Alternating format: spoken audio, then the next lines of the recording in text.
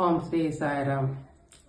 మనసునందున మంచి, మాటలందున మంచి, నడతలందు మంచి పొడమకున్నా, సాయి మిమ్ము మెచ్చి సంతోషమిటులిచ్చు, చెప్పరయ్య మీరే ఒప్పుకొందు.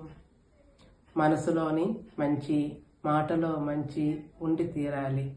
నడతలోని అంటే మనం చేసే ప్రవర్తనలోని మంచి ఉండాలి.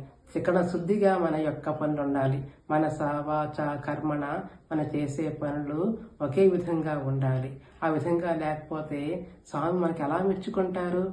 భగవంతుడు మెచ్చే విధంగా మనం ఉండాలంటే చికన శుద్ధిగా మనస, వాచ, కర్మణ మనం చేసే పనులు భగవద్ అర్పితం చేసి, మనం మాట్లాడిన మాటలు కానీ, చేసే పనులు కానీ, మన ఆలోచనలు కానీ అన్నీ ఒకే విధంగా ఉండాలి. జై సాయిరామ్.